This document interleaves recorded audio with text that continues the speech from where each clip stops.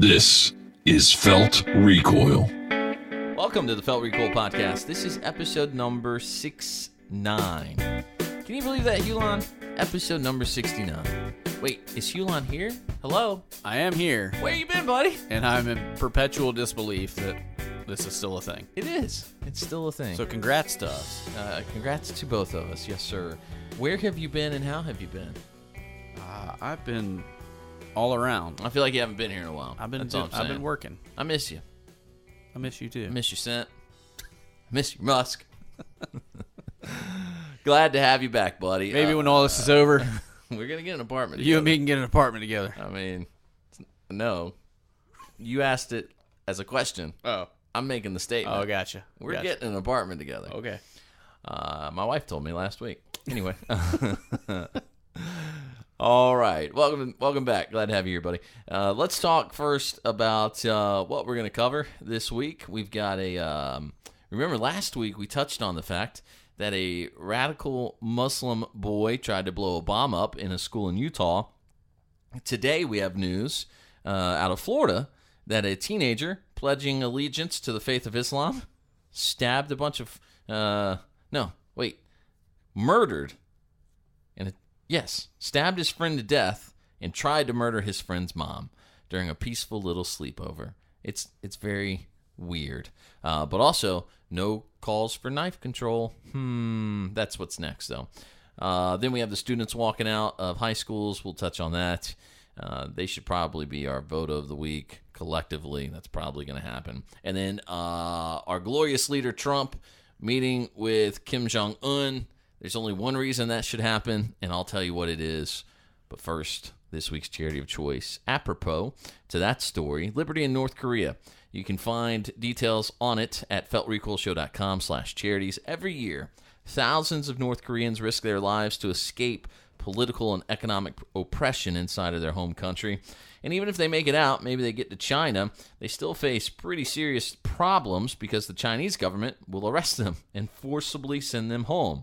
If they're sent back, they'll undergo interrogation, probably be shipped off to a hard labor camp, and probably starved to death. It's very serious, and the North Korean people can be free in our lifetime if you will help. You can visit libertyinnorthkorea.org. That's libertyinnorthkorea.org for more information and to make a donation. Liberty in North Korea goes in and assists these people in escaping North Korea and then getting thousands of miles away to a safe country that won't send them back. Okay? Liberty in North Korea. That's our charity of choice this week. All right. So teenagers all across the United States walked out of school today for 17 minutes. Interrupted everything and said, we're going to walk outside and we're going to march against gun violence because no other form of violence is important to us, just gun violence. And it's important to us because it's something we're allowed to gripe about that people aren't allowed to critique us for. That's usually how I sculpt my arguments. And what's great... And I'm not even in high school. No, but you could be, but with that mentality. Sure. What's great about the walkouts... I'm thinking about going back. Really? What would you major in? PE. I thought you'd say girls this time. Oh. But that's okay. Didn't work out the first I like time dodgeball. either, right? So here's what's funny about the walkouts. We could make the obvious statement that it's not going to fix anything. Well, even if they ban every gun, these kids, okay, we're against gun violence. Well, you're not against violence. Obviously, you're just against gun World violence. Star! World Star. And it makes you wonder if any of the kids that participated could ever be accused of bullying someone. We know that's a contributing factor. It makes you wonder if any of those kids out there could ever be accused of, saying, drinking alcohol. Because that means they have a total disregard for the law. Ergo, their opinion is invalid, right? Here's the kicker. Let's use the most recent stats from the CDC on deaths by distracted driving. How many distracted driving deaths were there in 2015? When you say distracted drive, I just want to be real clear. Yes, Are sir. we mostly talking about texting?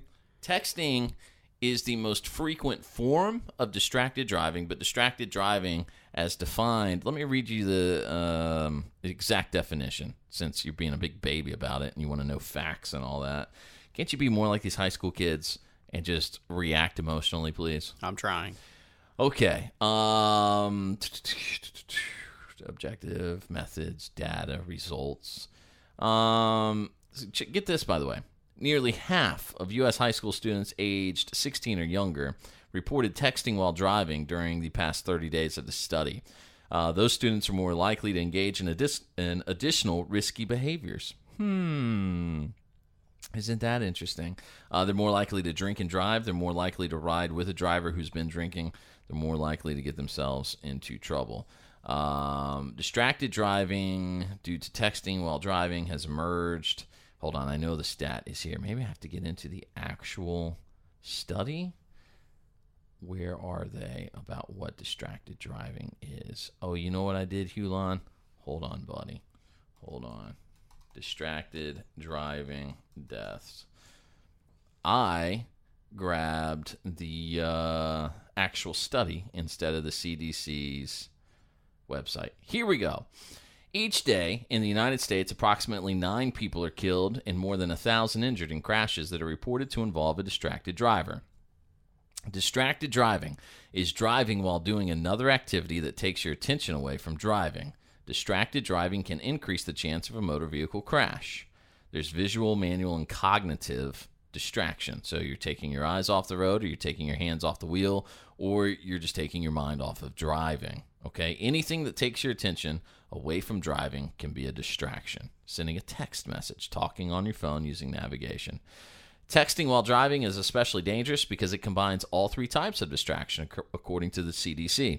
Sending or reading a text message takes your eyes off the road for about 5 seconds, and that's long enough to cover a football field if moving only at 55 miles per hour. So, distracted driving deaths in 2015, how many? 4,000. Okay, there's your guess. The correct answer is quite close, actually, given how little you knew about it. 3,477. All right. 3,477. I would have lost if this was the Price is Right, but I still feel pretty good about it. Motor vehicle crashes, by the way, according to the study, are the leading cause of death among U.S. adolescents aged 16 to 19. That's no real surprise. Per mile driven, adolescents aged 16 to 19 years are 3 times as likely to be involved in a fatal crash as drivers 20 or older. Now, remember, these are the kids who say you need to be 21 before you're allowed to buy a gun. This is also why they can't be trusted with rental cars. Exactly. Exactly right. It's probably more right than either of us know. So, students killed in school shootings between 2012 and 2018. 6 years. How many students killed in school shootings? Would you like me to? And this is, by the way, this is a stat from a very liberal anti-gun organization. And this includes shooting incidents on campus. It has to happen on the campus during normal school hours or during a school activity. And the date range again was? 2012 to 2018. So this is going to include, this. By the way, this does include Parkland. I'm going to say 500-ish. We'll call it 500. Way off. Yeah? Less. Want to try? Uh, Go with something you think would be really low. 200. 138. Holy crap. 138. Now, is that 138 too many? Of course it is, right? Absolutely. Yeah, but that's not really the point, right? Because what we're getting lectured about right now is that we're too immature to own firearms, so you need to raise the age. But we are mature enough to rewrite national policy. But we can start driving when we're 15. Exactly. Exactly right. You give us cell phones by the time we're 5 in my house, and then we're driving at 15, so we have 10 years of cell phone use under our belt, and then we get behind the wheel of a car, and we feel like we rule the world, and we kill each other. So in my opinion, these kids need to go back to class, and organize a protest calling for stricter laws on texting while driving. Let's make it a felony offense. If these kids really believe in saving each other's lives, let's put our money where our mouths are, and let's make it a felony offense to text while you drive your car. Deal? If they're willing to do that, if they're good luck. If they're willing to let that law be considered, but my Snapchats, bro. but my story. If they're willing to do that, then I'm willing to take them seriously. I don't take them seriously right now. I find them to be disrespectful, smug, arrogant little kids who have been raised on this idea that there are no negative consequences for your actions. And that's what we're seeing today. The schools are helping them organize walking out of class for 17 minutes. What kind of world do we live in? The schools need to say to these kids, rules are in place for a reason. Rules are in place for a reason. And actually, you're safer inside the school because out here there's cars being driven by your peers who are likely texting while they're driving. You are exponentially more likely to die on the way to school in the car than you are to die in the school by means of a firearm. Stop with the madness of, and we're in this situation where everybody believes that school shootings are so common. They're extraordinarily rare. They're as rare as plane crashes. Think about the statistic of how many planes are always in the air versus how many go down. How many schools operate every day, day in and day out?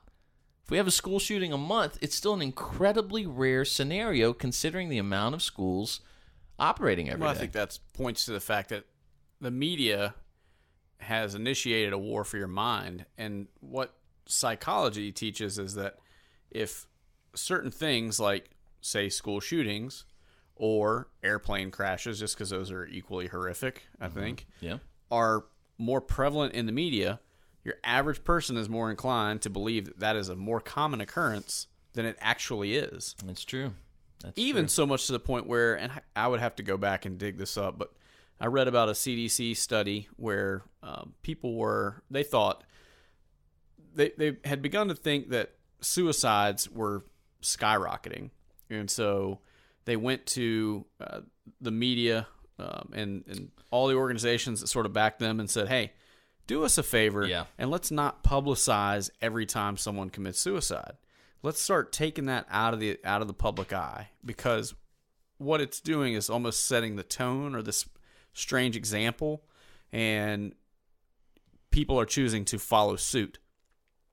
And it was just an example, because let's just say it didn't work. What's the worst thing that happens? Okay, well, now we don't have even more bad news on the TV, right? Right. So the media agreed. They started taking it out of the papers and not putting all the gory details of this guy hanged himself or this guy shot himself or threw himself off a building. And now the suicide rate had begun to slip. So I think what you're saying here is there is a correlation between the media hyping something and people starting to believe that it's this thing that's totally out of control when it's really not. I want to really accentuate your point that you're making. I think this highlights exactly what you're saying. And I do remember, I think we've talked about this before, where they went and said, hey, please just stop with the suicides. And that's, we shouldn't glorify harming others, and we shouldn't glorify harming ourselves. And that is why I agree with this idea of don't talk about the shooter and don't report on suicides. Oh yeah, we've talked about that. And we had a thing locally here where a guy went into a church and had a gun and ended up killing himself out front of the church. He was trying to get inside the church with a shotgun. His ex-wife was in there. The church had a restraining order against him. And then our local news, since they were friendly with him, they get on there and they go, oh, he committed suicide out front of a church. We normally don't report suicides, but we're going to report this one because he had such a large impact on the community. Well, luckily that day he only had a large impact on his own abdomen when he shot himself outside the church and bled out. There you go. Because otherwise, holy moly, the carnage that could have ensued. By the way, another great example that laws don't stop mad people. Because here's a guy who the church had gone to the court system and said, Trey, you're not allowed to come to the church, period. And then Trey said, fine, I can't come to the church. Well, in South Carolina, you're not allowed to take guns inside of churches without the church's express consent. I'm going to safely tell you that the church did not agree to let Trey Pennington bring a shotgun in that day. Say. Right. And so here we end up in a situation where there's a guy who's not supposed to be on the property in the first place, breaking law 1, with a gun, trying to force entry, breaking law 2. You and I can disagree if you want on what he was going to do once he got inside there. I know one of his kids sent me a pretty heated email disagreeing with what I supposed was happening, and that's fair enough. I get that. However, the point is, no law stopped Trey from trying to do what he's going to do. And in fact, it's illegal to kill yourself. So he went out there and did it anyway. Okay, so great example. But to the point, sorry. I would add this too, real Yes, quick. no, go ahead. Ben Shapiro's outfit, the Daily Wire, Yes, sir. made a statement after the Parkland shooting saying that they would no longer use anyone who is any type of mass shooter, essentially a terrorist, that they would not use their name in any of their articles moving forward because they don't want to glorify the person and encourage other people to follow suit who are simply doing it just to be noticed. So I think if the media as a whole really had as much skin in the game as they pretend they do, Right. they would all take a similar stance, and they would, one, stop with the incessant running of stories on it, especially when they're as nitpicky, or not nitpicky, just picky in the stories that they run, Right. meaning Vegas goes away after 3 days, Parkland, who knows when it's Almost a month. We're never going to hear the end We're of right it. at a month, right? And today the 14th. Are we recording on March 14th? Yes, Yeah, sir. right at a month. So a Right month at later, month. and here we are, we're having protests, Right? but 3 days after Vegas, Gone. we didn't know anything about the guy, Gone. so let's just pretend like it didn't happen. So here's the thing. If you do a Google search for CDC study on suicides skyrocketing, scroll down a little bit. The second result I see is increase in suicide in the United States. And that's the actual CDC study from April 22nd, 2016. All of these come from the same date, April 22nd, 2016. Okay? Gizmodo. Why are suicide rates in the U.S. skyrocketing? The Atlantic. U.S. suicide rates rise sharply. New York Times. U.S. suicide rate surges to a 30-year high.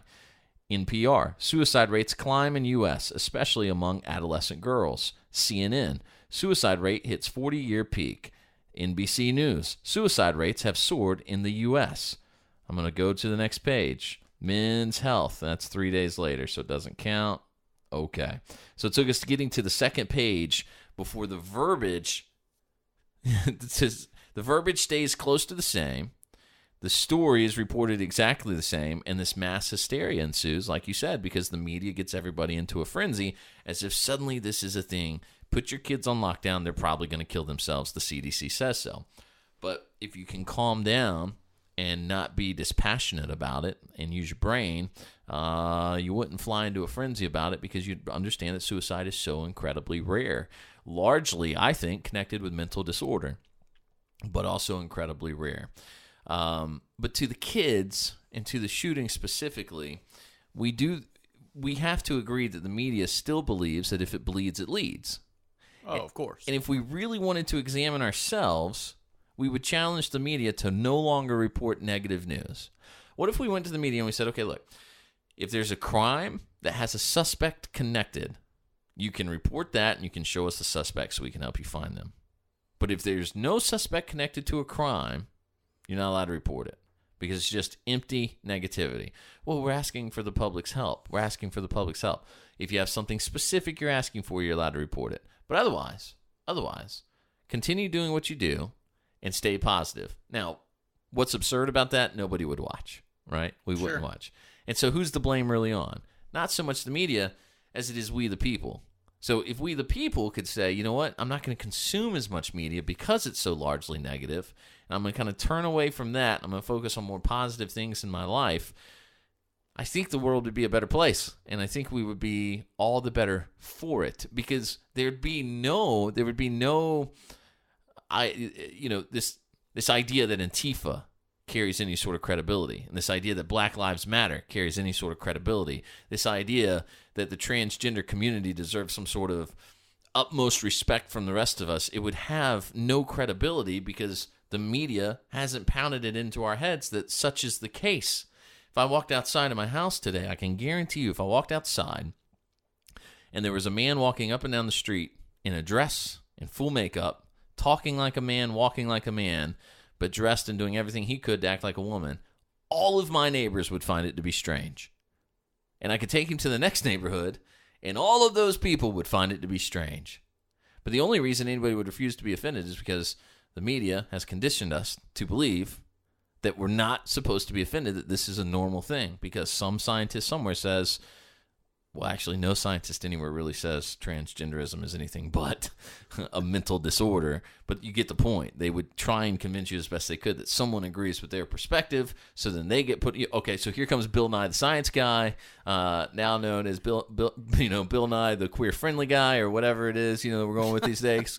And he's, hey man, science is fluid. Science is fluid, just like your penis. And we're like, what? What does that even mean? And he goes, I don't know. And then, he goes about his business, but you're a bigot because you thought that guy walking down your road was weird.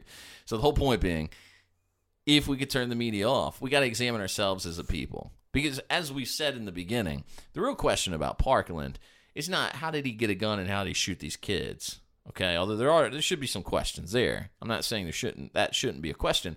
But what's the big question to focus on is, how did he get there? What is happening in society that there are people among us? Let me challenge you this, by the way. Hold on, I have to give you his name. Holy moly.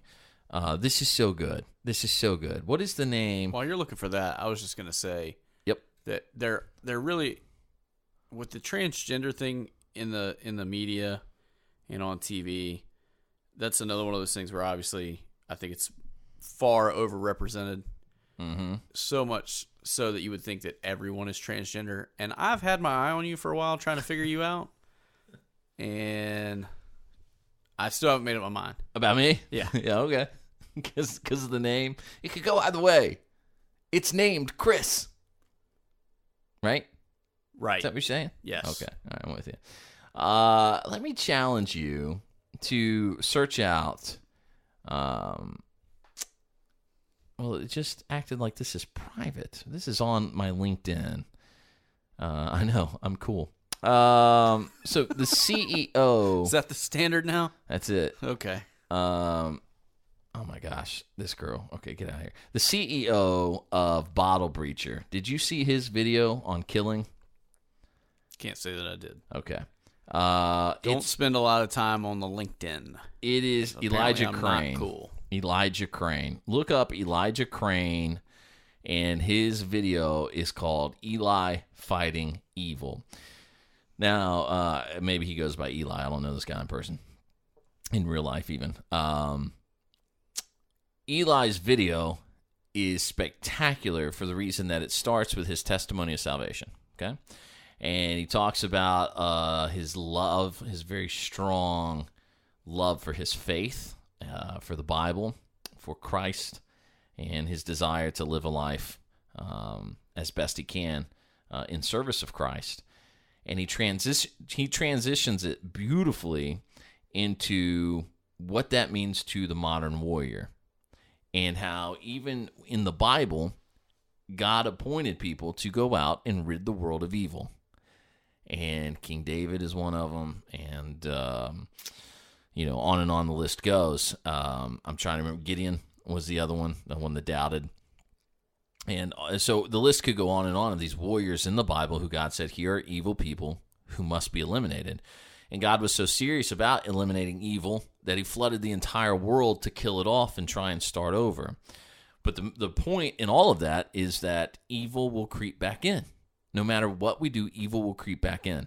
And so there is an inherent evil in mankind. There will always be a kid whose mind becomes so diluted and so perverted with sickness that going to a school and mowing down 17 people is the way he decides to solve his problems.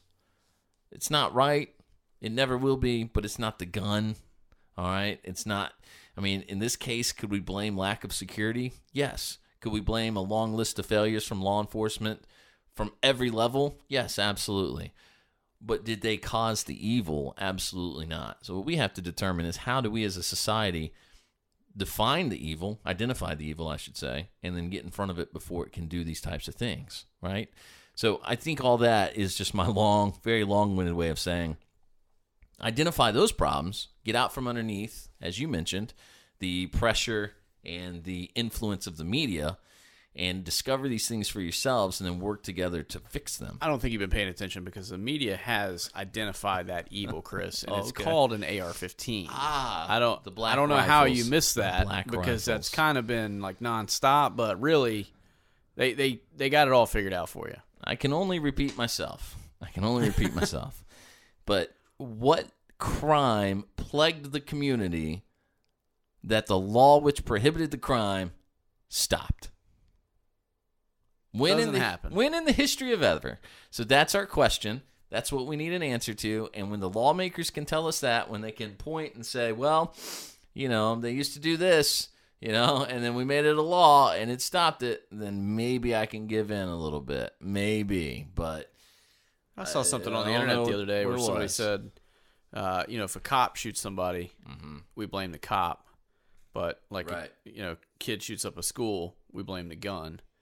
So there's this strange double standard that for some reason we can't seem to shake. Well, yeah, and we know the answer, right? It's agenda-driven. So absolutely. If it doesn't fit the narrative, we don't really talk about it. Much to your point about the kid who went in with a knife and killed his buddy, right? Yeah, so that's out of Florida. Nobody's calling for knife control today. Not yet. I mean, I am. Save a life, give up your knife. Welcome to the UK. Smart. Welcome to the UK. News broke on March 13th. This is from newsbusters.org. That a Florida teen had been arrested after stabbing to death his friend and attempting to kill his friend's mother and another peer at a sleepover. The suspect confessed afterwards that he had recently converted to the Mormon faith and his beliefs. Oh, no, I'm sorry. It says Islam. It says he converted to Islam. See, what I was trying to do there was not make assumptions as a straight white male that Islam contributed in any way to this violence. So inside my head, I had programmed it to, anytime it saw Islam, turn it to a known radically violent faith. I chose the Mormons. And really, it's all starting to make sense now. The only crime the Mormons have perpetuated on our society, if we're honest with ourselves, is that Sister Wives television program. If we could do something about that, that'd be great. That is well beyond enhanced interrogation techniques. Yes. That is a torture unlike what they did to Wesley in The Princess Bride. Are you talking about like you watching the show or that dude being married to all those crazy women? Which one of those is torture? Me watching the show is torture. Listen, you gotta sleep in the bed you made, man. That guy, or all four in his case. I was gonna say, which house? Right. How does that guy make so much money? I gotta crack that code. I think that's why I watch. What is he doing to have all these houses in Las Vegas? They're such a weird set of people. Poor kids. All right. Anyway, not a Mormon. They're not Mormon either, by the way. I'm kidding. They're definitely not Mormons. Talk about people that have perverted a faith. All right. The suspect confessed afterwards that he'd recently converted to Islam and his beliefs motivated him to murder. No kidding. So you follow the faith of a man who literally lived in a cave, then crawled out of it and said, "Oh, God talked to me, and I got to kill all the Jews." I got it. Okay, yeah. So you stab your friend. Cool. While the horrific violent act was covered by local news in Jupiter, Florida, and by the Fox News Channel, there has been no mention so far from any of the big three networks. So again, doesn't fit the agenda. No reason to talk about it. Does that article say the age of the perpetrator there? I've been out of the news a little bit for the past few days, been a little wrapped up with some things, so I haven't really been paying attention, but I didn't see anything. 17. He was 17. He was a guest at his friend's house and woke up at 4 a.m. to kill his friend's mom and brother. His friend's brother was 13. And then his friend's brother's friend, I'm trying to not read their names because I just don't like that, who had just turned 13 while they slept. That's what he told the police. After stabbing his friend dozens of times the mom woke up to hear the teen moaning in pain. Upon entering the room, the kid with the knife lunged at her and stabbed her about a dozen times before the 13-year-old son attempted to protect her and was also stabbed over 24 times. Thankfully, they were able to escape and call 911 from a neighbor's house. Her son was dead when the police arrived.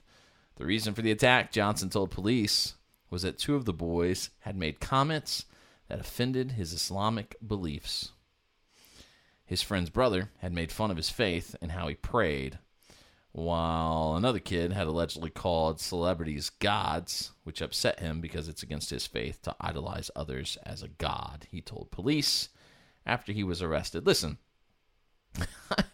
I went to the strictest of strict fundamental schools in the town here in Greenville, South Carolina. I went to Bob Jones Academy. How many for people high did school. you stab? I didn't stab any, but you know how many times I was laughed at for going to Bob Jones? You know, like the target they painted on your back by making you dress a certain way when you were out in public, like the comments you would get and the snickers and the glances and the glares.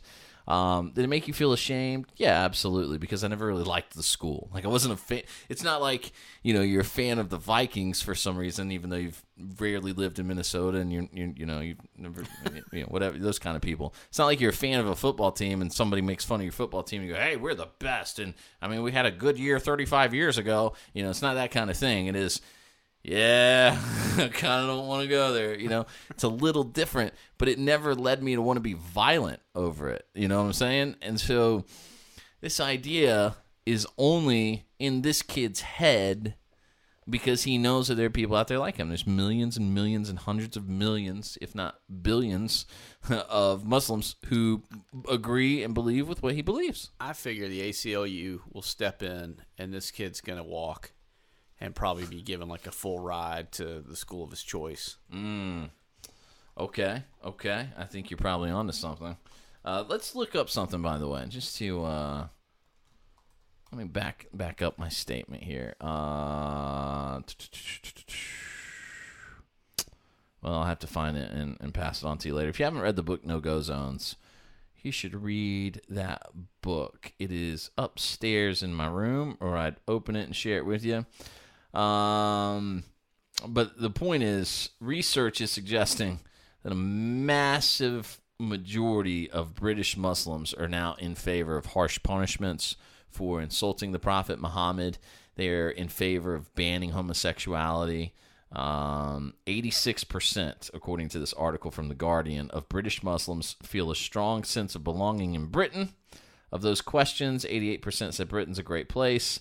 When asked to what extent they agreed or disagreed that homosexuality should be legal in Britain, only 18% agreed that it should be legal to be gay. It's quite tolerant. All right, so it's a very intolerant faith, and he knows those people exist, and he's drawing off of what he's seen these people do. And again, another great example of get us as a society to play along with society. And I'm not saying bury your head in the sand. I think that's kind of where I was trying to go with Elijah's thing, was let guys like that get out there and handle the problems and find the evil and eradicate it and stop getting in their way like the media does. And then the media can focus on more positive things. We don't have to bury our heads in the sand. There will always be those of us willing to hear the dark stories, to witness the evil, and then go out and fix it. But we don't need to feed it to our kids, and we definitely don't need to feed it to society as a whole there. But anyway, the whole point of all this is school walkouts and how pointless they are. And when those kids want to stand up and say, we'll stop texting and driving and we'll make it a felony, then I'll be glad to hear them out. But they don't, because there can't be consequences for them. There can only be whining, finger pointing, and blaming. Okay? All right. Okay. Last but not least, from Politico. Here's how I imagine this Trump-North Korea meeting got established. Trump was in a staff meeting, and he looked around, and he goes, guys, how do I cement my legacy?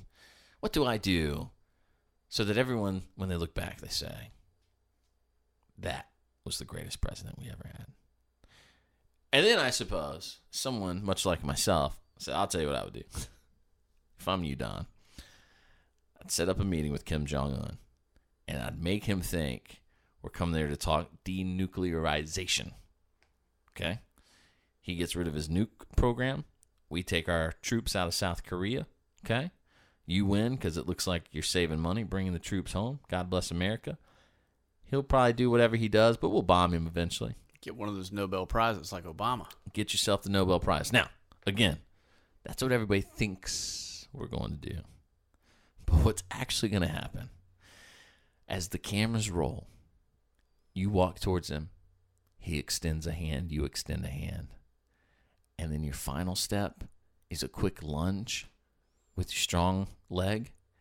And then you swoop in and uppercut that dude in his little pot belly so hard. Then you throw your hands up in the air, do some rapid fire air punches, turn around and walk away. And then Donald, the President Trump, looked at that gentleman and said, I got you, fam. That's all I can imagine. He just slid his chair out and walked out of the room. There's no other reason for the President of the United States of America to give airtime and breathe the same air inside of the same room as such a wicked, evil person as Kim Jong-un is. There's absolutely no reason for him to go do it. I thought you were going to tell me that he should tape a gun to the toilet in the bathroom. Excuse himself. Yeah, and then come back and pop him. And drop the gun. Leave the gun, Michael. Leave the gun. According to Politico, voters are split on whether President Trump should meet with the North Korean leader without first securing promises. Well, these people, that was a stupid question. Should he meet with him without securing promises? No, he shouldn't meet with him at all. Make that the question. Should he meet with him? Yes or no? No. No. Because you're giving him legitimization. Sure. He's now on the world stage. He's now equivalent to you. That's and what he he's wants. not. He's not. But isn't that really what he wants, though? He wants to be Trump on the or same Kim Jong-un? Kim Jong, whatever his face is. Okay, yep. He wants to be on the same level as Absolutely. China and Russia and Absolutely. England and us and everybody else. Mm-hmm. And you're exactly right. This is giving him some legitimacy, just like lobbing crappy rockets that don't actually, do what they're designed to do. Right. I think in his mind, does legitimize him. And isn't Trump so great about that? Like, isn't he great when he's like, I'm going to meet with him. Nobody else could do it. You know who's happy? Japan's happy. Had those missiles coming at him. Won't happen anymore. Japan's happy. I'm the only one that can do it. It's like, what are you even talking about? Japan could wipe him off the face of the earth if they wanted to. They don't, because they don't want to destabilize the region. It's, like we talked about before, mutually assured destruction. This is just, look, can we some way kill him and free those people? Can we please figure that out? Absolutely. Is this how we're going to do it? Okay. If it is, I will eat my words happily. I don't think that's what's happening. But if it is, and so be it. But he's so funny to me in the sense of, he just gets up and says the same thing over and over. It's one day, and if you have kids, but one day when you have children, Patrick, you will understand the overwhelming comedy and humor involved in dealing with an individual who believes that if they just say the same thing enough times, you will suddenly go, oh, wait a second. You wanted the donuts for dinner? Oh, okay, because I thought earlier you just wanted donuts for dinner. But what you're saying is you want the donuts for dinner. You can have them. No, I said no 112 times, but you broke me on 113. But let's be honest here. Yes. Obama did just that. Sure. He repeated himself. However, he was a hell of a teleprompter reader, so yeah, which made him come off as this great orator, right? Like he's some just linguist, as if he's just pulling these things from the depths of his soul, when really he's just reading off whatever somebody wrote. But he read off the same thing, said many different ways. It was a bit, I would say, on the creative side, whereas Donald Trump says it 4 times in 2 minutes, and he just says exactly the same thing over and over and over. Right. So he sounds really dumb. So Obama came off as Man, this guy's very smart, man. Listen to the way he said that. And then he said it again, but he said it different, and that's smart. And then Trump says it, and you're like, oh, man, here he goes again. Yeah. So, while Obama could certainly be accused of recycling material and repeating the same speech back to back to back, Trump recycles phrases within the same speech. He can't, Within the same... He can't get over that hurdle. Within the same sentence. So here's the thing: if you ever work in an environment where you're speaking for a living, whether you're public speaking, recordings, whatever you're doing, you will develop catchphrases, what you would call crutches. So I would have a few. So being one of them, I say so a lot. I used to say that being said a lot. I had a boss who every time I would say it on the air would text me, that being said, trying to break me of the habit. You reach a point where in your head, you have to remember those things and not use them. So there's always a word or a phrase in your head that you're not allowed to use. Okay? The thing about Donald Trump is it's as if that word gets in there and it's all he can say. It's all he... You know who's happy? Japan's happy. And I'm the only one that can do it. I'm the only one that can do it, and Japan is happy. So they're not going to be shooting missiles over Japan anymore. And that's because I'm the only one that can do it and make Japan happy. Japan loves me for this. They love it. Japan is so happy that I'm the only one that can do it. So Japan will be happy because I'm the only one that can do it. And since I'm the only one that can do it and make Japan happy, I'll do it. Next question. It's like, what did he just say? He didn't say anything of any substance. Obama just took him 9 minutes to say nothing. To say nothing. Much like Obama did. Obama Yeah, just sure. used flowery language and never really said anything of substance. Mr. Trump, about the same way. I'll tell you this. After the Rex Tillerson thing this week, love Trump or hate him on his politics, I think we can now all agree the man must be miserable to work for. Oh, certainly. If you're not familiar with the facts on Rex Tillerson being fired this week, understand that Rex Tillerson was in Africa and was instructed to monitor the president's Twitter. And then a week later, while monitoring Twitter, found out he'd been fired. Hey, real quick, if you're going to fire me via Twitter, just know I don't look at Twitter. Yeah, and here's the thing. Just so you know, Twitter is the least used social media platform out there. People are leaving Twitter right now, and they're leaving everything that I grew up with. Facebook is slowly going away. Twitter has fallen by the wayside. I rarely use Twitter anymore, but the point being, make it whatever social media. I wish he'd have made it his Instagram story. Like, that would have been so much more fun to read on the news. You know, like, hey man, you only got 24 hours to catch the president's story on Insta, so you might want to head over there.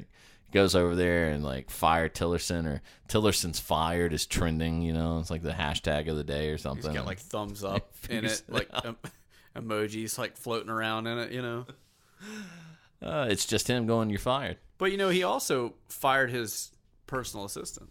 Did you see that? No. So I guess around the same time period, he fired that guy too. And, I mean, it was one of these, like, the guy, I can only imagine that he did something terribly wrong. Right. Or offensive to someone, Trump specifically, I would think, because they literally didn't let him go get his briefcase and his jacket. They escorted him directly out. I remember knowing I was about to be fired one time. I had made a video that got played on television that represented a certain radio station, and they didn't agree with it. I thought it was pretty funny. I still think it's kind of funny. It was definitely like mid-20s hijinks. We made an ad where myself and the intern were going to run for governor of Alabama, and all of the candidates were morons. And so we made a video about how much we liked women in bikinis and whiskey, and the local news station played it on the air, and it got me fired. And so that's okay. I don't really care. I didn't like the job. It's a true story. I'll post it on our Facebook page. You can go look and see it right now. And so it's Silas and Craig, because I went by Silas when I was on the air back then. What's the point I was making? Oh, yes. I knew I was being fired. A buddy of mine in the building said, hey, man, Tom saw that video. He is not happy. And I was like, all right. And Tom and I had already been butting heads because for many reasons. But anyway, they grabbed me. This was the day, by the way. What a horrible, horrible perfect storm here. So I'll just tell you, the short version of the story is we had a new boss named Aaron Trimmer. I think that was his name. Anyway, Aaron came in as new boss, and we had a guy that worked with us, and he referred to the guy that worked with us as an effing retard in a meeting. And so I went to my boss, Tom, and I said, hey, I'm not going back to any meetings if old Aaron here, in front of Aaron, I had to tell him, by the way, so that was fun, is going to refer to people as effing retards in the meetings.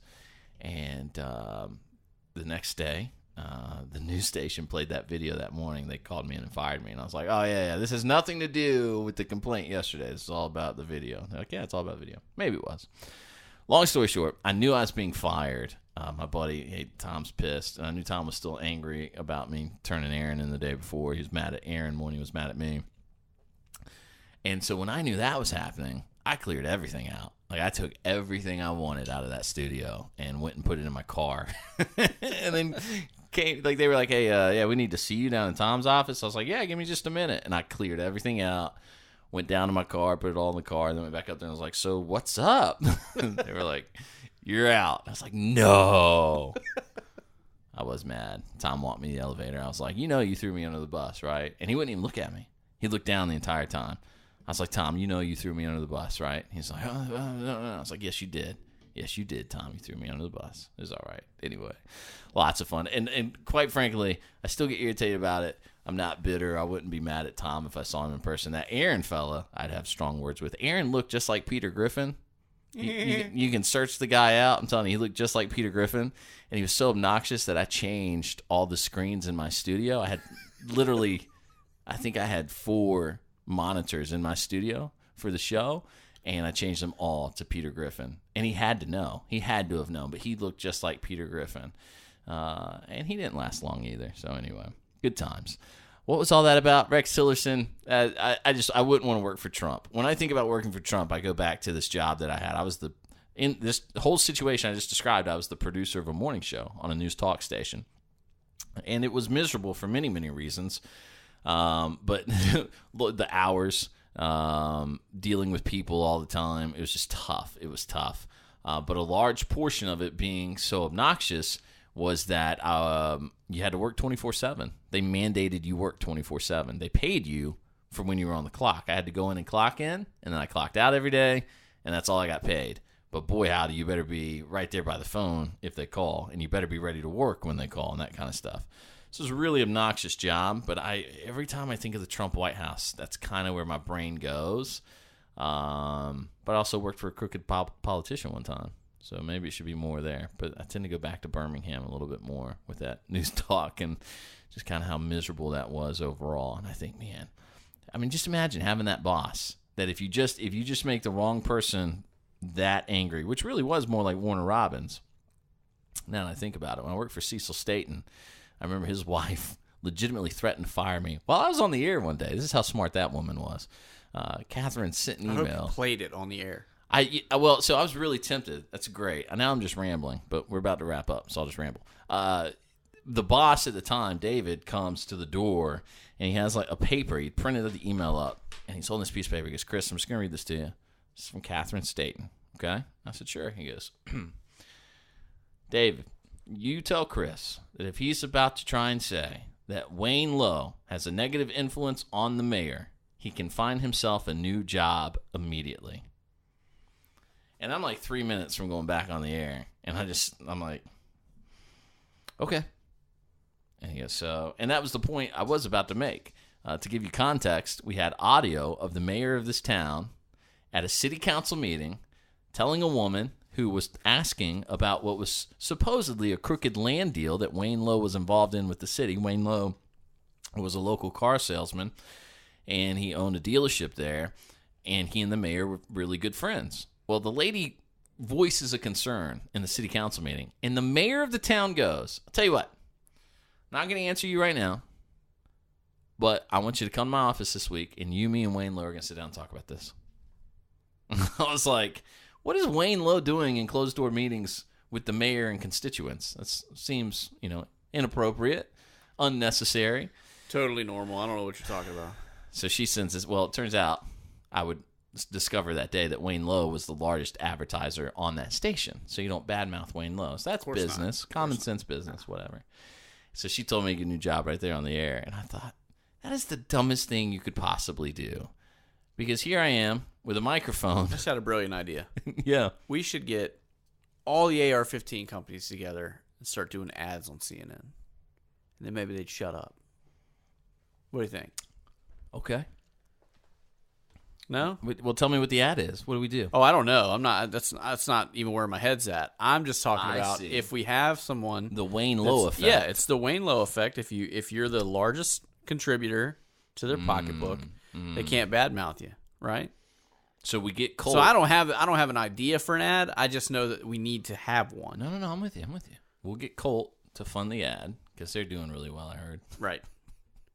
They are. We could also get Remington. Wait. And Hold on. what's that company that's been just winning people over lately? Daniel Defense. We'll get them in there because the guy that runs that place, he knows what's up. He knows. I feel kind of bad for old Marty, man. I don't know who is consulting these people. Like when I look at the gun community sometimes, I do think to myself, who is in your ear? Because you're so tone deaf. So I work for a firearms company. I've talked about this. I won't tell you who, but like every other firearms company out there, they released a statement. Okay? And it was a wordy, lengthy statement supporting the Second Amendment. And it got a lot of positive attention. People loved it. It's great. Fine. Fantastic. To me, it's actually not that hard. All you got to do is say, the right of the people. Here's our statement. We now have a statement. It's official. Here it is. ... The right of the people to keep and bear arms shall not be infringed. Amendment 2. And then I would put the end. Like outside of the quotes, at the bottom, like a storybook, the end. And I would send that out to everybody and I'd go, suck it. Like, that's all there is to it. There's no need. I don't have to elaborate. I don't have to explain myself. I would leave that it's last black and part white. out. All right, if you want.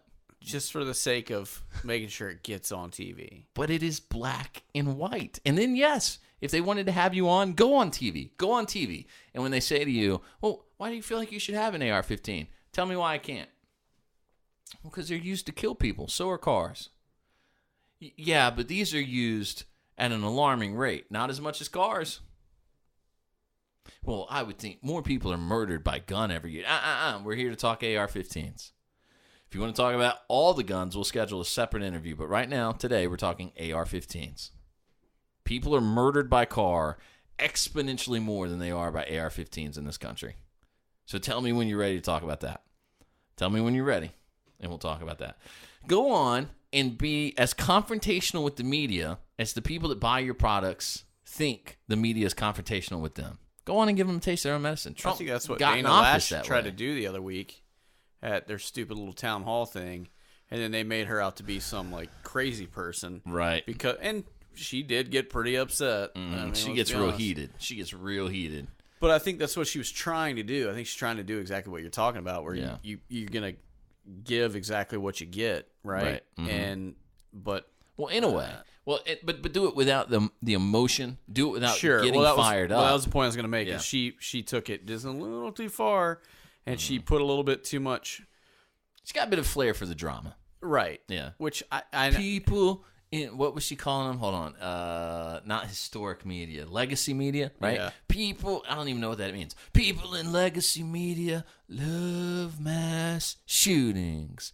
It's like, all right, come on. I see what you're doing. You're trying to be dramatic and get attention. But that's not the right thing to say at that time. It's just not. I think that's just inappropriate, a poor choice to get your attention.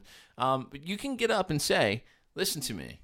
Let me remind you, the media is lying to you. And the worst part of it is they know they're lying. Okay? You and I know they're lying. They know they're lying. But the people that don't know they're lying are our children. And our obligation is to protect our children. And so just remember, go out with the good fight and do not allow the media to lie to your children. And so let me give you some numbers. And then you give them the numbers. Thousands of people murdered every year by hands, fists, and feet, by vehicles, by sharp objects. Equivalent to the people murdered by guns in totality. Why? And she made a great point. Why is the media not in Chicago? Why are you not interviewing nightly? Why are you not interviewing black mothers out of Chicago, out of Baltimore, out of Compton? I mean, I kind of feel like I made that same point here on this show. You did a week before. You're a genius. Well, I mean, whatever. You know. I mean, we know she listens because she's part of the NRA and we're a gun podcast, so there's no way she doesn't listen. We're pretty much the best. Much the best. Makes sense. I mean, basically, if the NRA had a podcast and it wasn't called Cam and Company, but it was like just a podcast out of a guy's like home office, then this would be it. Basically, if it wasn't, if it was an NRA podcast but not sponsored by the NRA, but one of the hosts was an NRA Life member, then it would be very much this podcast. Oh, makes sense? Sure. Okay. All right. So that was about 20 minutes of nonsense. I had a good time with it. Mr. Hulon, will you be here for episode 70? I mean, I can't make any promises. Okay. We'll see what happens. I am a busy man. It got really busy over the last week, but we are working to reschedule. I'll get with him this week. We're going to have Chris Harrell back on soon enough. He got into the precision rifle shooting. It was actually a really fun conversation. I felt like I learned stuff from him, which was a first. No, I'm just kidding, Chris. But it was a really good conversation, and I want to get him back in here and do that again. So we'll bring you that here soon enough as well. Don't forget Liberty in North Korea. That is our charity of choice this week. And please visit feltrecoilshow.com and pick up a pint glass, a rocks glass, some stickers, whatever you need. Anytime you support us, we'll support some of those charities listed at feltrecoilshow.com/charities. We'll see you next week with the Felt Recoil Podcast.